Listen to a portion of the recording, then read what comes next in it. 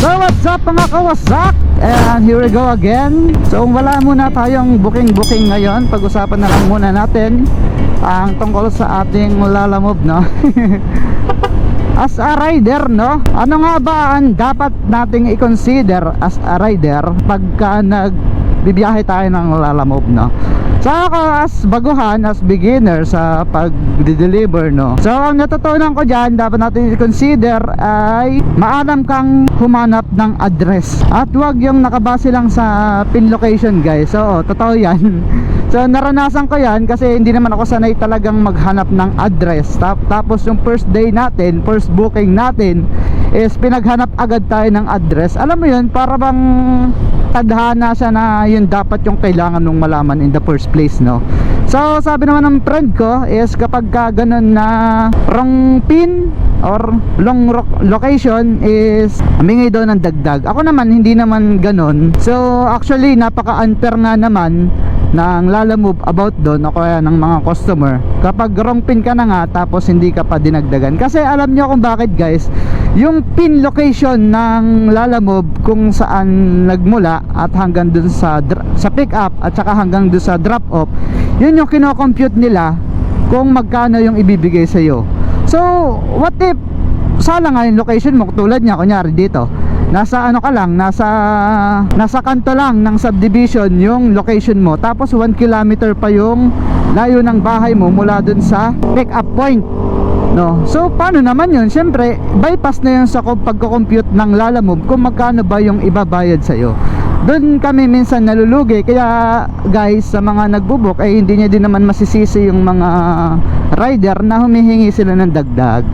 Kasi nga yung computation ng inyong fare, yung bayad is magmumula kung saan kayo nakapin at kung saan yung drop off location, no? So yun, ano pa ba yung dapat nating i-consider sa paglalalamove is maging pasensyado.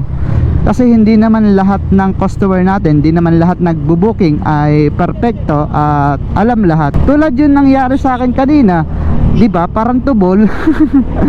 Napakalaki na ipapadala nyo para sa isang motorsiklo. Unfair naman sa amin, napakabigat. Tapos hindi naman kami makakapagsabay pa ng booking, no? O kaya yung tinatawag nating double booking. Tapos sa ilang kilometers yun, 13 kilometers or 11 kilometers is ang fare lang ay 80 plus. Tapos kakaltasan pa nila lalamove yun. Magkano natira sa akin kanina? 70 plus, no? Buti lang nagtip yung may-ari, yung pinag-drop off pa natin ng 20 pesos. So at least naka 90 pesos tayo para sa isang deliver, no? So yan, ano pa ba sa rider?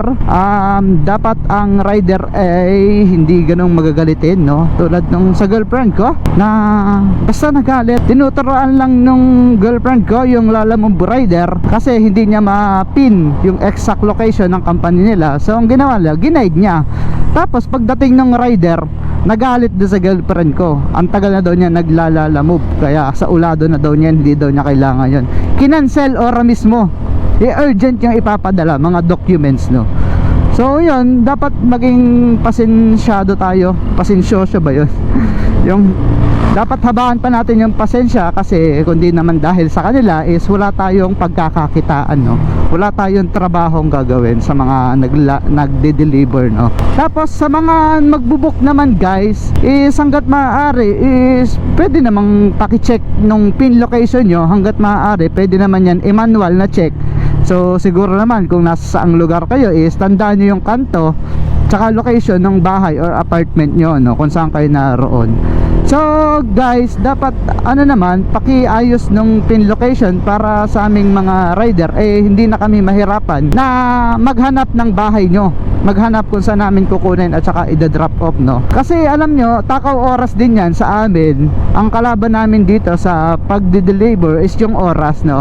Pag mas mabilis naming natapos, mas mabilis naming nahanap yung location ng pag-pick upan, syempre mas mabilis kami makakabalik at may di-deliver namin ng mas mabilis yung ipinadala nyo. At least kapag ka ganun mabilis lagi is mas mabilis is equals to mas madami kang booking na makukuha. Ano, kunyari sa 5 hours mong pagde-deliver, tapos madelay ka lang dyan ng paghahanap ng bahay ng 10 minutes, napaka malaking abala na nun. Siguro sa 10 minutes mo makakapunta ka na dyan ng mga 5 kilometers siguro or 7 kilometers, makakatakbo ka na nun. Kesa naghahanap ka pa ng bahay kasi wrong pin location niya, ayun, patay na yung 10 minuto mo sa paghahanap ng bahay. Dapat sa 10 minuto na yan, nakatakbo ka na ulit na 7 kilometers, o kaya papunta ka na ulit sa bago mong booking sa pagpipick upan mo, no? So wala naman perfecto, no? Madaming kaso dito sa pagdi-deliver na, alam mo yun, pasensya na lang talaga, at saka unawain na lang, no? Kung may sablay man, katulad nung pina-deliver sa akin na mga jogging pants, o di ba pagkakalaki nun, sabi ko, sir, hindi magkakaya gito, kaysa naman i-cancel na masayang yung 3 o 4 na kilometro kung pagpunta dun sa pick up. Tinawagan ko naman siya kung ano ipapadala, sabi niya jogging pants, yun lang. Di naman niya sinabi kung kasya ba sa motor to, kasing tangkad ng sako, tapos ang bigat pa. So hindi naman niya sinabi. So yun, isa din yung pagkakamali, no? Pero ang nangyari sa akin nun is ginawang ko ng paraan. Sabi ko sa kanya na, sir, baka pwedeng hatiin na lang natin, kasi talagang apaw sa thermal bag natin, sa Lalamove bag, lagpas talaga siya. So hindi naman natin pwedeng ibiyahe ng malayo yun, kasi nga delikado, mamaya bumagsak pa yun, tapos makagulong sa kalsada, may madisgrasya pang rider. Di bali kung ako lang yung madidisgrasya doon, kung paano kung may kasunod ka. Sa laki nun, kahit kotse o kaya sasakyan is kaya niyang maaksidente. Di tulad ng mga plastic bottle, kahit na maipit na sasakyan yan is okay lang, no? Kasi yun, gasa ako. Gasa ako, no? So yun lang. Tapos magbubuk pa din, paki-sure na lang po ng inyong contact number ay active, no? Kasi kadalasan yung mga nakokontak ko ay inactive. The number you have dialed is either unattended or out of coverage area. Please try your call later. So ganun, ang hirap naman kasi kailangan din naming tumawag bago kami maka-arrive, no? Hindi mag-a-arrive dyan tulad nung kaso kanina doon sa Lalamove, na kailangan ko palang tawagan yung pick up point, no?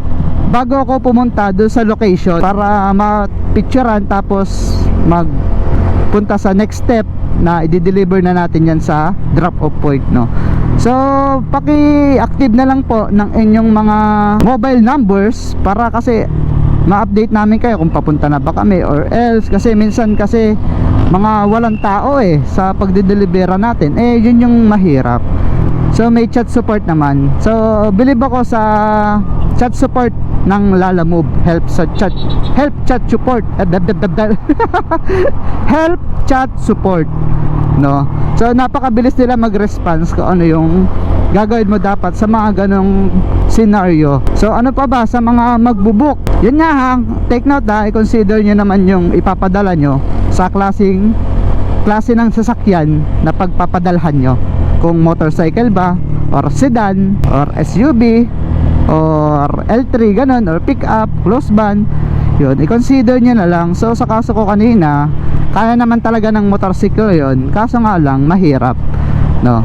So mas compatible siya kung sa sedan, walang problema. Ang hirap kaya mag-drive kanina, buti na nga lang nasa 10 kilometers plus lang or 11 ba yun, 11 kilometers lang yung pagdadala ko kanina, kaya ayun, okay lang. Natiis ko naman yung hapdi ng puwet ko kasi ang sakit talaga sa puwet kanina, nakakangalay sobra. Tapos sa mga rider is make sure na may pantawag din kayo. Tapos dapat may dala kayong tape or tali para sa mga ganong senaryo, no? May hirapan kayo kung wala man lang kayo kahit tape. Kahit nga tape na lang, wag na yung tali. Ako kasi ang dala ko lang talaga is tape. Kasi pag tali is mahirap pa, magbubuhol-buhol ka pa, may tendency pa yung lumuwag. Kapag tape, no, is madali lang, hahatakin mo lang, kakapit na yan. Kaso nga lang, ang pangit dyan sa tape is pumapangit yung pinagtatapan mo. Tulad nitong aking thermal bag, yung plastic na cover nya is ang pangit. Kapag tinanggal mo na yung tape is naiiwan yung kanyang dikit, yung sticky nya na part, naiiwan dun sa plastic, no? Kaya medyo masama din. So ano pa ba sa mga drop off location, no? So paki-consider na lang kung salaman yung pin location nyo is pwedeng paki-add na lang kahit magkano. Masaya na kami dun kasi sabi ko nga kanina, yung pin location nyo, dun nagmumula yung pag-estimate kung magkano ba yung fare o yung bayad nyo pag di-deliver, no? So malaking bagay na sa amin kahit magkano ibigay nyo. Minsan kasi ang umaasa na lang din kami sa tip sa sobrang baba ng fare ng Lalamove. So bakit ba ako naglalamove kung mababa nga naman yung kitaan, no? So depende na rin yan sa diskarte kung ano bang trip mo sa Lalamove. Ako kasi for vlogging purposes lang talaga ako kung bakit ako naglalamove. Pero nakita ko naman nung minsan na nag half day ako sa Lalamove is okay naman ang kitaan. Half day guys, kaya mong kumita ng minimum dito. Magkano yung minimum? 520. Tapos bumiyahe ako mula 8:30 hanggang 1:00 is naka 470 plus ako. O diba, nakauwi ako maaga. So yun lang mga kawasak, ano. So kung may nalimutan akong idagdag is paki-comment na lang sa baba. At yun lang ang aking nasa isip. So sa mga riders natin dyan, good luck sa inyo at ride safe sa inyo palagi. Ingat tayo sa kalsada kasi napakadelikado talaga sa kalsada sa araw-araw kong pagbibiyahe. So yun lang mga kawasak, ride safe always sa inyong lahat. And peace. Hindi tayo makahagot ngayon, sobrang traffic eh.